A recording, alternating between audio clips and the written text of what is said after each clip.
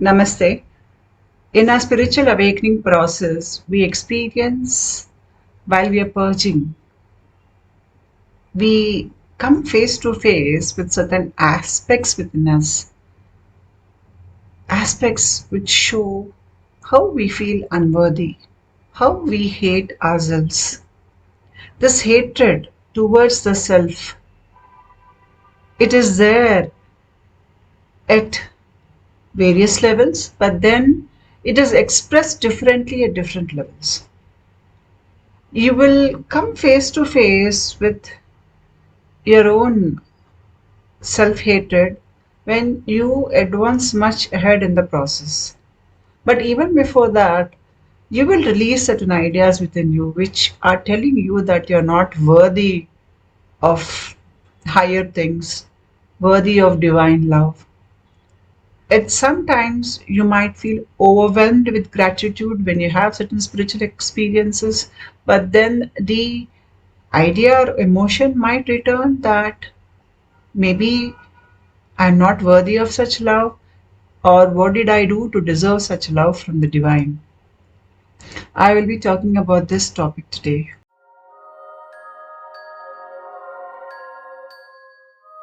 In a spiritual awakening process, we start questioning ourselves. This is how the process basically starts. A normal person lives life unconsciously. They just make choices unconsciously, maybe because they have a cultural conditioning, or maybe they've been conditioned over many lifetimes, or their fight and flight mechanism is actually driving their choices in life. They are going through life in a sleep state. They are not awakened to their true potential. If you ask such a person who God is, they might say that there is no God, there is this just the reality and this body and mind. There may be few others thinking that God is somewhere in the clouds, making accounts on what good or what bad they did. People have different definitions of God. But when we undergo a spiritual awakening process, we experience at a particular point at the higher state of your spiritual evolution, there will be a shift in your identity where you will experience the divine presence within you in the form of bliss, in the form of samadhi states where you merge into the universal consciousness. This is where the process takes you, where we were living our life from our beliefs, from our fears, from our desires, stories, as a limited, constricted ego. That ego breaks away, and we move from that into becoming a universal being. Your consciousness is expressing the divine consciousness. You become an instrument of the divine because here you have come out of all your personal baggage. You no longer identify as the person you were earlier. You don't identify or resonate with the stories anymore. You don't identify with the physical body, the thoughts, the emotions. This is where the process takes you. And at this level, you might see God everywhere, within you, outside of you. When we were sleeping to the divine conscious within us, God was something different, something separate from us.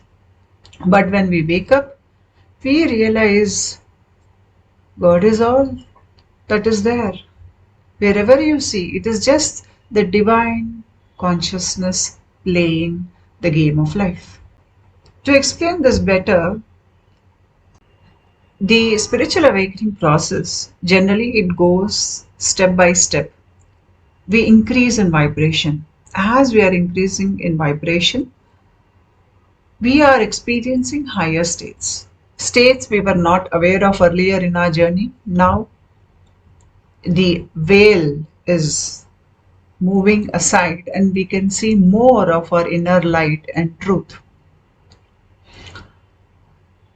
In somebody in whom the recognition that they are the divine It can happen as a spontaneous experience also when they are blessed by their guru, or when the divine chooses to bless such a person.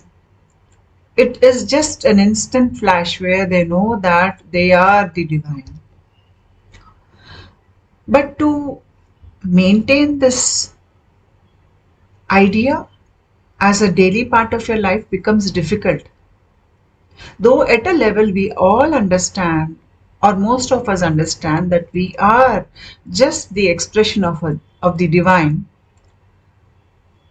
when we are living life on earth, we find it very difficult to live life on earth from that perspective or that high level of vibration.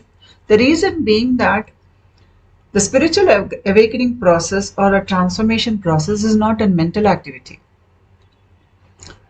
Here, your revelations, the spiritual revelations that happen to you, they should be supported by the changes in nervous system, the hormones that are getting secreted, the neurotransmitters that are getting secreted, how the information in the body is being relayed. Because I always say that our body is an information processing unit. So the information, when it is getting processed correctly, we are able to look at the external world as a witness. We are not caught up in our pain or fear when we are looking at the external reality.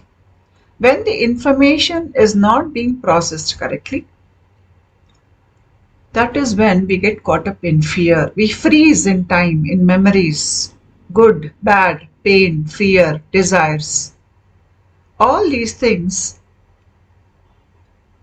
part of our energy gets frozen in these events or in these memories within us. And then when we look at life from pain, from fear. So we are not processing the information correctly within us. That is why I say a spiritual transformative process is not something that comes like a flash in the mind. When it comes like a flash in the mind, the recognition that you are the vibration or the first vibrational pulse of this universe, you can have this inner revelation happen to you. But this has to be supported by a transformatory process which raises your vibration step by step so that you can stay at that level. You can work from that level and you will no longer come down to the lower level. To understand how this works, let's look at the universal consciousness, the concept. I found the Kashmiri Shaivism books very close to what I experience in my Kundalini awakening journey. If possible, please read some Kashmiri Shaivism books like Shiva Sutras or Vijnana Bhairava Tantra. You even have Trika Shaivism philosophy. Read them, they will expand your understanding about how things operate at a higher level, and you can recognize shifts within your own consciousness at a higher level. So if you think of the source of this universe, when I say universe, it could be many different dimensions. It's not just the earthly plane I'm talking about. So when you think of that material, I don't know what to call it. In Vedanta, it's called Brahma Padartha. You can't call it a material, you can't call it female, you can't call it male, because it has no attributes, it has no qualities. So this, I'll call it a material for convenience sake. When this material, it wants to manifest itself, it starts undergoing a transformation. And the first part of the transformation is a division in part of this material. Maybe a very small part of this material, you will see that it is dividing. We all have been to the cellular division classes or subject in biology in school. So if we look at it as to how two cells divide, So when two cells divide, now think of that consciousness, that universal consciousness. Maybe a part of that consciousness is undergoing this change. And you will see that there is a division happening at the surface. Say one part of the division is the masculine energy and the other part is the feminine energy. The principle at the universal level, the principal masculine energy, Shiva, and at the universal level, the principal feminine energy, Shakti. We all are made up of masculine and feminine energies. So we just are replicating the division that happens in the universe. At the universal level, they are the cosmic mother and father. So when this division is happening between Shiva and Shakti, you will see that here in this picture. The universal consciousness is what I said, that it is that material, and from that you have Shiva and Shakti. And Shiva and Shakti are just the expressions of that universal consciousness. So say Shiva is the subject and Shakti is the object. Here, when I say Shiva, I refer to the individual consciousness. Now, what is this individual consciousness? If you think of the cosmic consciousness as sea, then a drop of that sea is the individual consciousness. All that essence that is there in the cosmic consciousness is there in this drop of the cosmic consciousness, which is the individual consciousness. Each one of us is this individual consciousness, and this individual consciousness resides in the area of the heart.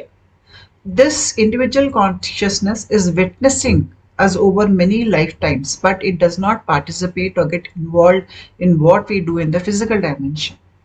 So one aspect of us is the witnessing inner aspect, which is irreducible, which is not subject to change. And this is Shiva or Aham. When I say Aham, I'm operating from the individual consciousness, the witness state, the highest state of awareness, you can say that. And at a point, we even go beyond awareness and we merge into the universal consciousness. Other side is Shakti. Shakti is that which is changing. There's constant change in Shakti. It is the objective side of life experience. So if you look at the picture above, you will see that there are layers and layers of koshas or sheaths around the individual consciousness. The physical sheath, which is the Annamaya kosha. Then you have the Pranamaya kosha, the pranic sheath, where we have Kundalini chakras, pranic movements. Then comes the Manomaya kosha, which is your emotional body.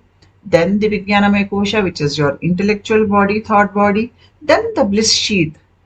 Here you experience this area as bliss in your body.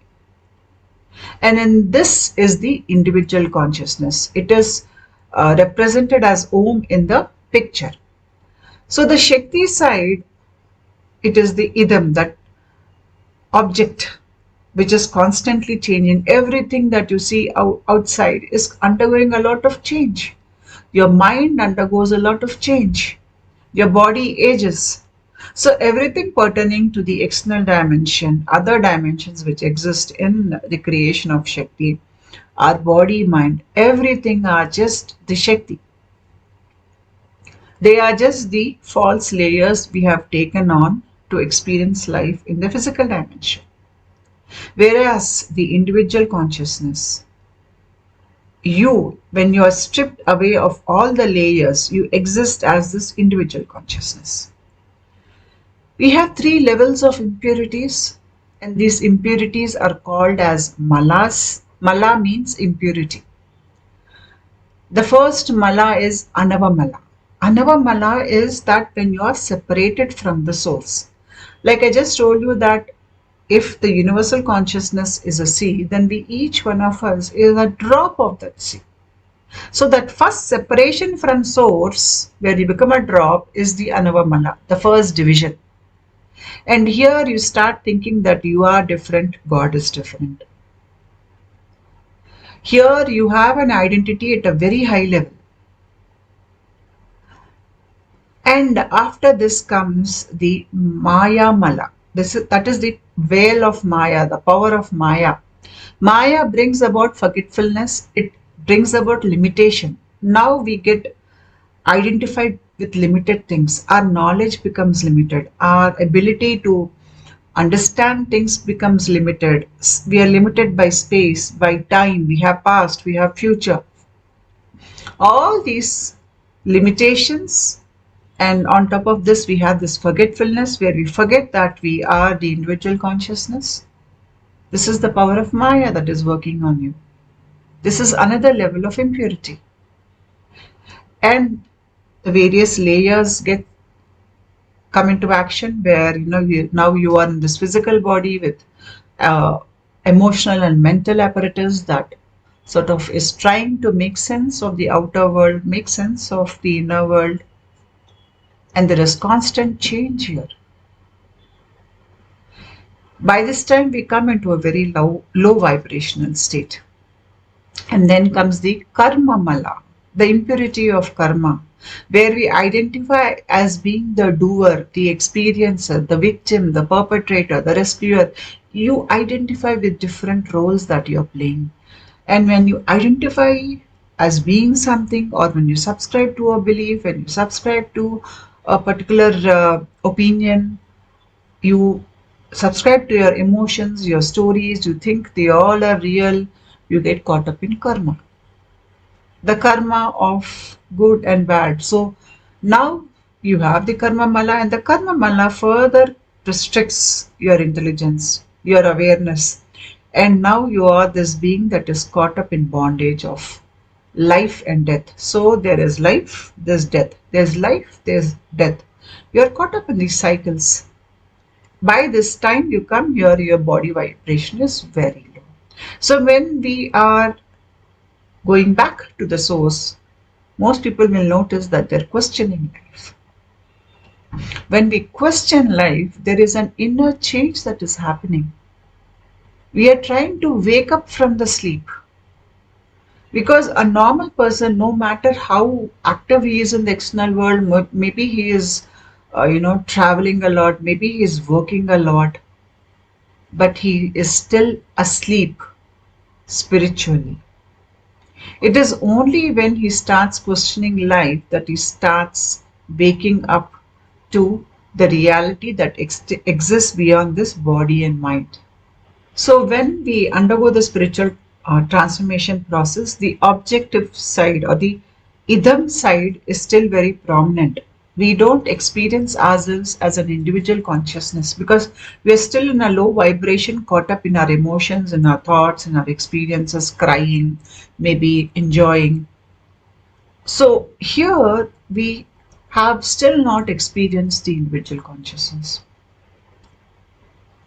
So most part of the spiritual journey, you're still undergoing a lot of change. But this change is now bringing you out of the Maya, out of karma. Generally, humans are capable of love and they're capable of hatred also. You will notice that when a person is caught up in the worldly things, there is a lot of hatred that comes out of that person, especially if they have a personality disorder. They don't understand the concept of love. They cannot empathize with others. They cannot form a healthy relationship with others around them. They only go around distributing hatred towards everybody. Even when they take a favor from somebody, the thanks just comes from here. It does not come from the heart. And in return, they cause pain to the person who has done good to them. They shame the person. They deride the person.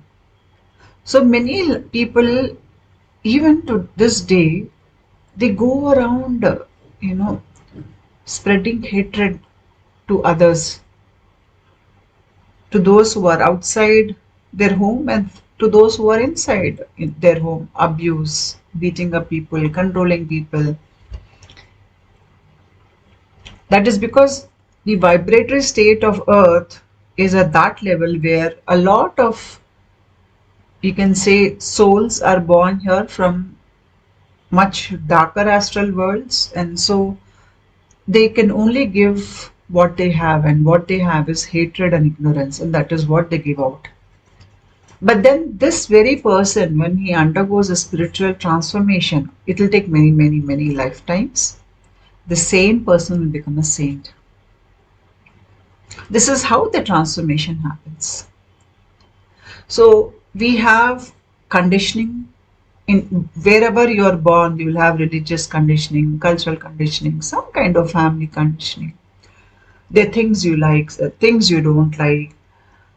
Whatever form it may be, we will be expressing hatred towards something. Maybe a person, maybe you're judging somebody, it is your hatred is getting released like that. So this hatred can come even from the conditioning of our country. If there is an enemy for your country, you will be brought up to hate that country and the civilians of that country. That is a conditioning. And many don't question it. They just hate it because their ancestors hated those citizens. So now they will continue that enmity. Hatred exists, and it's a very common emotion. Hatred can lead to cruelty, abuse, and other forms of inhuman behavior. In the spiritual awakening process, when we start unsubscribing from our opinions, ideas, beliefs, at one point we even start unsubscribing from hatred. All those ideas which were creating hatred within you, you can't tolerate it. You have to let go of those ideas. If you don't let go of those ideas, you understand these are ideas that are not your truth. They are brought upon to you by some kind of a conditioning. So you release this hatred. And once you are able to release all hatred that is there within you, that is when Kundalini, it rises up from the base of the spine and it comes and sits here. If there is any hatred within you for others around you, Kundalini will not move its position from the Muladhara chakra to the Vishuddha chakra. In a top-down awakening process, when I say top-down, it simply means that you're experiencing the descent of Shakti, the descent of grace, where from up, down you feel light or some kind of energy descending onto you, some pranic movement descending onto you. In this process also, the pranic movement goes down, and from the base of the spine, it turns upwards. But this is not happening to the central region of the spine, it is happening through the body. And it gets stuck at certain places, and you are forced to release certain emotions or certain memories, and those things flash in your mind when you're releasing it. So even in a top-down awakening process, that energy has to move up through your body. For that too, you have to release a lot of these negative emotions or tendencies within you. So there are parts within us which feel unworthy of this process, where when you are very honest with you, you can see your own flaws. For example, somebody who has a personality disorder or who's not spiritually or emotionally intelligent, something goes wrong, they blame others. They very easily brush away their responsibility and they like to shift the blame onto others. Because this person is not aware, he is not self aware, he cannot see how flawed he is within. He can only see the flaws in others around him, but not within him. But when you're spiritually awakening, the thing that happens with you is you become more self aware as you are elevating in your vibration. And the more self aware you are, now you don't care about others' flaws.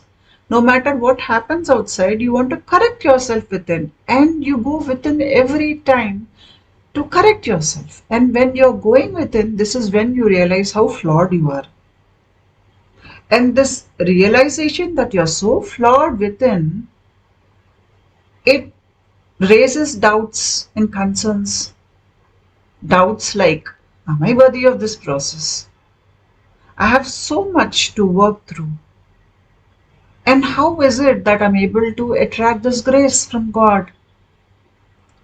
How does God find me or the universe find me fit to undergo this process when I can see my own inner demons? There are parts of me which I don't like. There are parts of me which feel unworthy of this process.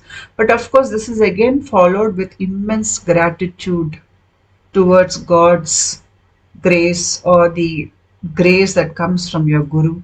You feel immensely appreciated by your Guru, or you can even become very humble because to understand that you're so flawed, it humbles you. And then you realize that you cannot judge somebody around you because you yourself are so flawed. But then these flaws are coming out to your attention so that you can release them. And when you are releasing these flaws, when you gain this knowledge about yourself and you learn lessons from it, you are growing from this. All those unworthy aspects within you, all those flawed aspects within you, all those disgraced aspects within you, all those aspects within you which you hate, everything is getting released and it is turning into light. When that happens, you are overcoming hatred. At a point when you have no more hatred for others around you, you understand it's just that universal consciousness that is getting expressed through everybody, but people are just asleep. Though they might be active in the physical reality, at a spiritual level, they all are sleeping. They are not awake. When you understand that, it is easier for you to forgive others. It is because you understand that they do not have the ability to be self-aware or look within to correct themselves, whereas you have it now because you have been blessed by your guru, or maybe you have reached a particular stage in your spiritual evolution where you're capable of doing it. Your mind and brain are working differently.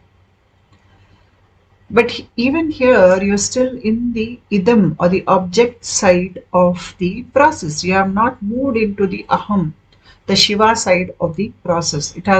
You're still going towards that. Here we develop something called as Jnana Vairagya. Jnana is knowledge and Vairagya is a kind of, a detachment. So this kind of detachment comes out of higher knowledge within us. We are able to access higher knowledge at this point. We have the three powers within us: the power of knowledge, the power of action, and the power of, you can say, willpower. These three powers are there within us, but a normal person is not aware of it. When we are spiritually awakening, we start to understand that we hold these powers within us and we use these powers to spiritually evolve. At the higher level, when I dip into my own experience, Kundalini moved from here to here. Right now, my Kundalini Shakti, it resides in the upper part of the Agya Chakra called Makara. And my process right now, Kundalini is moving towards here, the Brahmarandra, this area. In the later part of my journey, that is when my Kundalini was moving from here to here, I realized that there were aspects within me which I can call as self-hatred. So at this point, I had no hatred for others around me. But yes, there were aspects of self-hatred within me where I would feel like, these voices which tormented me inside. Maybe somebody said something to me much earlier in my life. That person may have said that once, but that voice is sitting in my head. And it constantly repeats the same statement. It is like I'm living with an inner narcissist who's constantly talking all those self-negating things in my head. It took me many years. I struggled with this problem for about maybe 4 or 5 years. It was too much for me to bear. It was like there's somebody inside my head who's constantly tormenting me. You can run away from somebody who's outside, but Where do I run when somebody is inside my head and tormenting me? These are the voices or those aspects within me that were causing hatred for myself. There were times where I did not stand up for myself. There were times where I did not recognize certain things. There were times when others pained me, and there were times where I pained others. So, all these things, they just come to the surface here. And at this point, I was dealing with self hatred. And with so much of self hatred within me, I was wondering how come I was worthy for this kind of a process to happen within me. I can see how flawed I am. But then, when a layer of the self hatred got released, I would go into deep gratitude, deep peace. Again, another layer of this was coming out to be released. And at this point, slowly I realized when I was coming out of self hatred, and when I talk about self hatred, I realize at the level of the unconscious mind, our mind is divided into the conscious mind, subconscious mind, and the unconscious mind. At the unconscious mind, which is a very deep aspect of the mind, you have the collective unconsciousness. And here, that is, when I say collective unconsciousness, it is the memories, the stories, the experiences of all the humanity, past, maybe those who will be born, they'll be born out of this programming. So we have that impression within us. You carry the entire data of all the humanity within you at the unconscious level as an impression. And part of this can be self-hatred. That is what I realized. So I even realized that this hatred for the self, it stems from the unconscious level. Maybe it is not my self-hatred. Maybe it is coming from the unconscious level. So once I understood this and I allowed the voice to bring out all those aspects within me, and there I just told myself, I am Shiva. When I am Shiva, why will I hate myself? So I slowly realized I was moving from the Idam side towards the Aham side, Shiva. At this point, you really need to identify with a deity or the divine. When you identify with a deity or with the divine is perfect. So here you are identifying with something which is perfect. When you are identifying with something perfect, it allows your mind to rise up in vibration. And when it rises up in vibration, anything which is lower in vibration will fall out from you. Simple. So here I was at times thinking that I am Shiva. How can I hate myself? And that really worked very well with me. You can even identify with any deity. For example, if you are identifying with goddess Kali, she is also perfect. So when you are Kali, Kali is the divine mother. She is all love. She cannot hate anybody. It is not her nature. She loves all her children. She loves her children, and her children are very close to her heart. So when you think of yourself as a child of Kali, or when you identify as being Kali, then what is there to hate? So this brings about an immediate shift in the way you process information within you. And when your mind is rising upwards and working from a higher mindset, it is easier for you to process all the impurities within you. So I slowly realized that all those things within me, which were the darker aspects where I hated myself, they slowly went away from my life. It took me some time. It took me about, I can say, 4 to 5 years. But then, though I identified as being Shiva, I felt as being Shiva, but then to believe that I'm Shiva, that was still a little, I had a little hesitation within me. At a thought level, I could accept it, but at a physical level, can I be Shiva was something very mind boggling for me. When you tell a normal, unawakened person that he's Shiva, he might laugh at you. He says, how is it possible? But then every person is just Shiva who is masked with this veil of consciousness. When this curtain of Maya moves aside and it reveals to you what you are, that you are Shiva, you can be astounded, you can be amazed. It is a kind of a recognition that happens instantly. Sometimes that recognition can happen by the grace of a guru suddenly. You don't need to go through the entire process of peeling away all these layers. But then, as I said earlier, to maintain that recognition as a normal part of your life becomes difficult. But when your process is where that your vibration is moving up slowly, you're establishing yourself at a higher vibratory state. Your body, mind are working along with you. You're able to integrate the experiences within yourself. At this point, you will not come down into the lower vibration. It will become your living reality. So this revelation came to me when I was moving slowly from the side of Idam towards Aham. So how did this happen?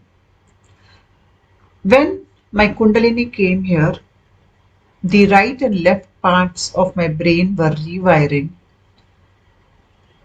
I started experiencing reality differently. When I was an unawakened person, stage 1, I was unawakened. I did not undergo the spiritual transformation. Here I saw the reality as something separate from me. I saw it like anybody else.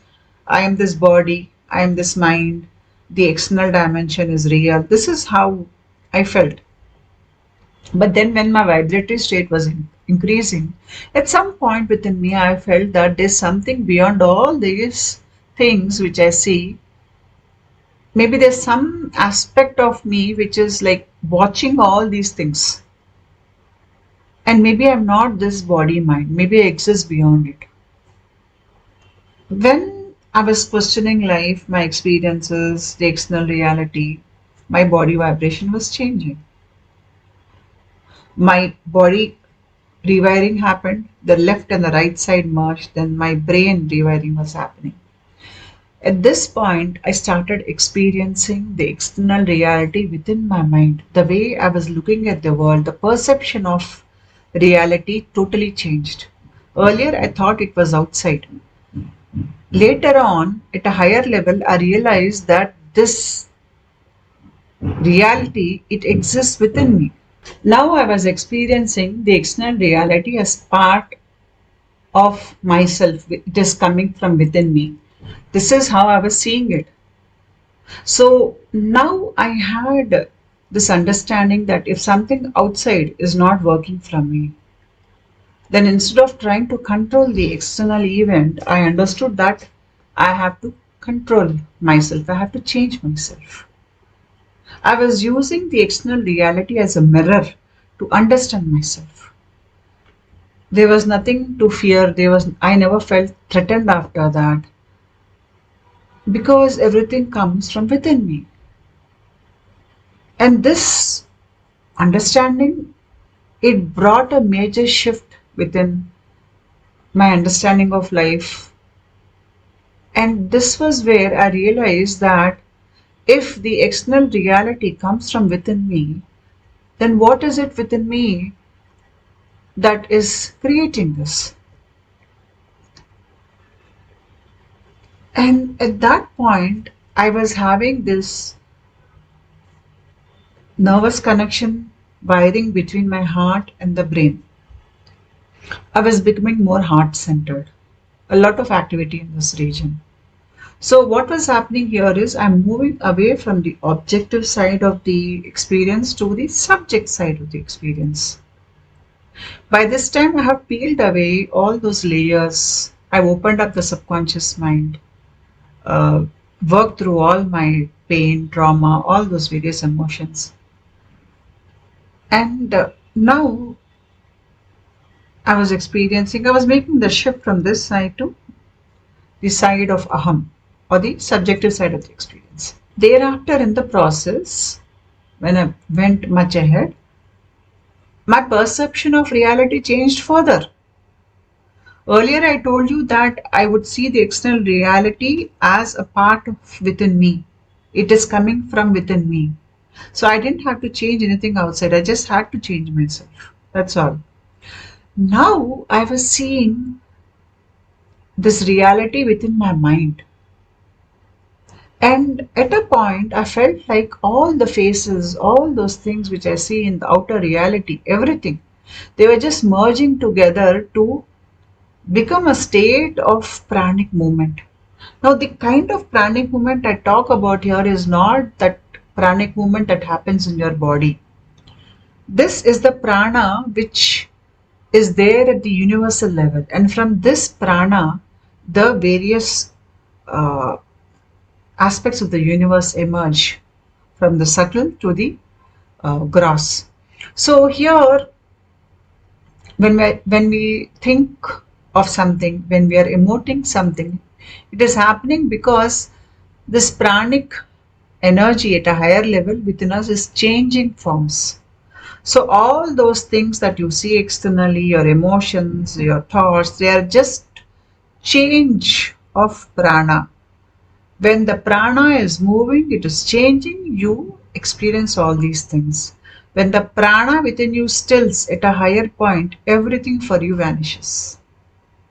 Because there is no movement. When there is no movement, you are on the side of aham.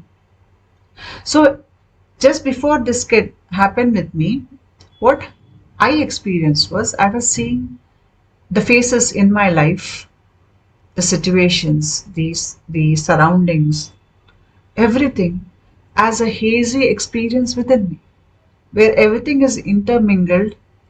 And when those faces would dissolve, they would dissolve into prana. So I started seeing the raw nature of consciousness, which was causing these thoughts, these emotions, the various external realities, all those things. The backdrop of all that is this prana. Now that prana was revealing itself to me. And here I started moving into awareness. So now this side of the experience became stronger. Now I started seeing myself as aham, or subject. And I was looking at all the external events, my mind, my body, everything as an object. And within my consciousness, I would see a hazy picture of everything, because I was getting more established on this side. And here, the more I was getting established on this side where I thought I was Shiva, I started feeling pain here. This is where your Jivatma is. It felt like somebody took a screwdriver and they were trying to push from inside. It is painful. Even when I touch here now, it is painful. This is the place of your individual consciousness. Now the individual consciousness is coming out to reveal itself. Here I am in your body. When you are caught up in the lower ego, you are not aware that you are the individual consciousness. But by the time you make a shift this side, the ego, which is the false self, it gets peeled away. And that is when the individual consciousness comes. It reveals itself to you. And then when I saw that everything was just the changes in prana, I lost more interest in the external world. I see no point in participating in it, because I realize the source of this external world comes from within me. And then I started moving into deep silence. Because once the pranic moments stop in your body, you just go into silence. You go into that highest vibration, which is Shiva. And here, if you establish yourself in this highest awareness for a very long period of time, what happens is the essence of that awareness, it seeps into your dream state, where now you are awake even in your dream state. And then that will seep into your wakeful state, where you are awake even in your sleep state. So now you become this yogi or this saint who never sleeps. You are awake in your awake state, you are awake in your sleep state, you are awake in your dream state. You are awake because the curtain of Maya has got removed. You are a truly awakened soul, an enlightened being, and this being will never fall asleep. Whereas a normal person, even when they think they are awake, they are actually sleeping. They are not conscious. This person is fully conscious. If you read the stories of many great yogis, you will notice that they don't sleep. Even when they lie down to sleep, the physical body is sleeping, but they are awake. They know what is happening around them. They never sleep. So they don't sleep because they are operating from this side, where they are a witness, and they get established in that witness consciousness. But when the shift is happening from the idham side to the aham side, at a point you will find it difficult to really integrate the idea that I am Shiva, because we have trained ourselves to see as God something separate from us. But then this revelation comes in different ways to different people. So I'll talk about my experience. I told you early on that my Kundalini Shakti, she resides in this region and she's trying to go upwards. So I had this experience one night where when I was asleep, I suddenly woke up because I felt some movement in this area. And when I woke up, I saw a snake, a cobra, come out of this area like this, out of my eye. It was moving this way.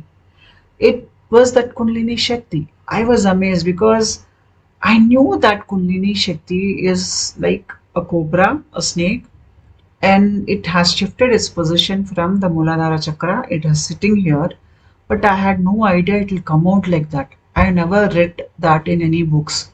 So I was shocked, I was amazed at what I was seeing.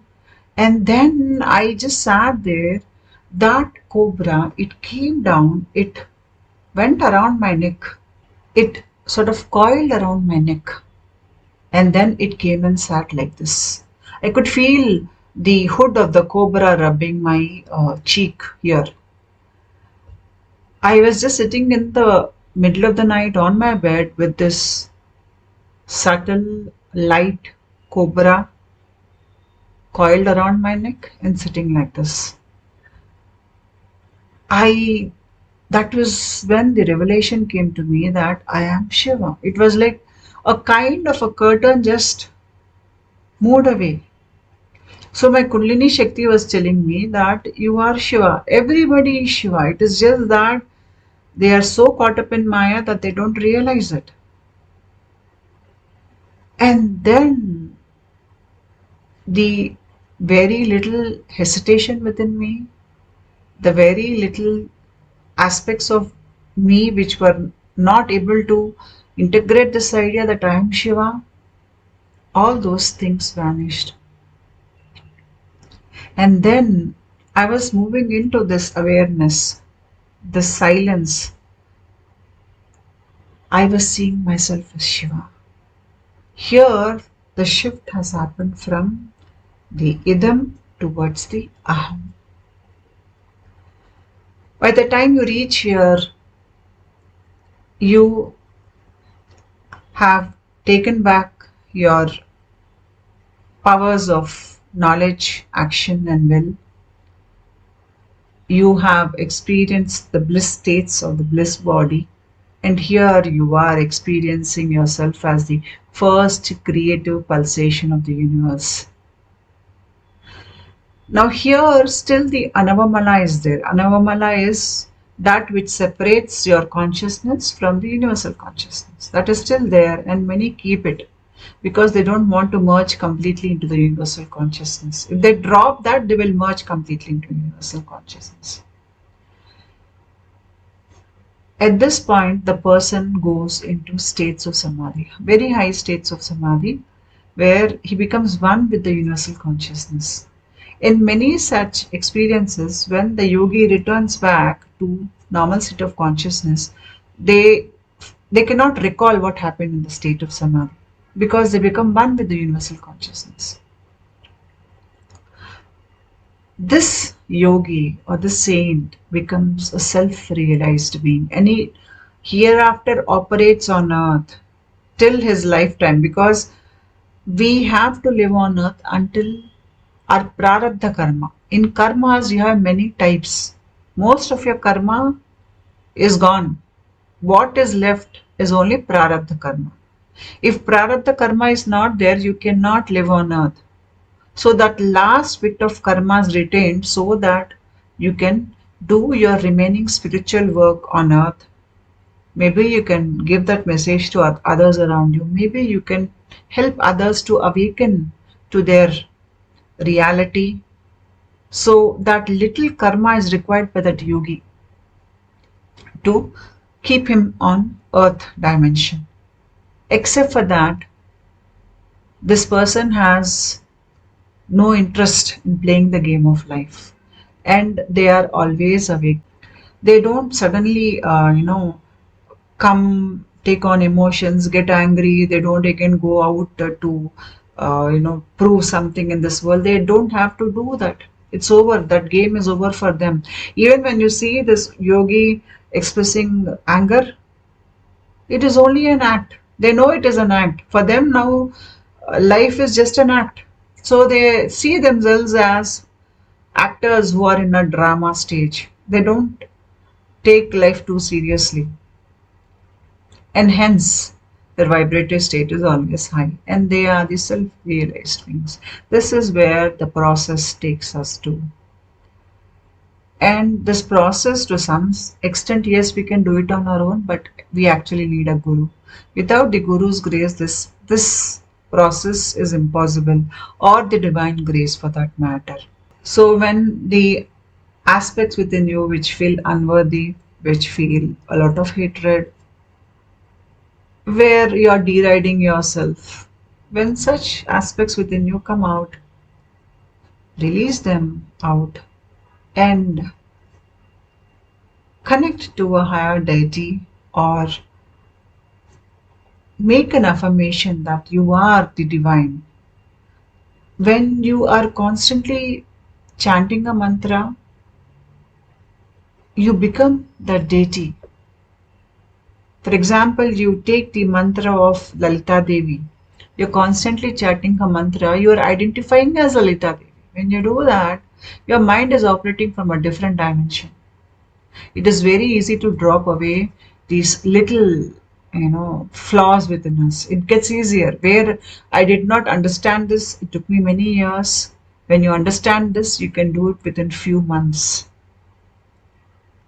And then what you identify with, you become that.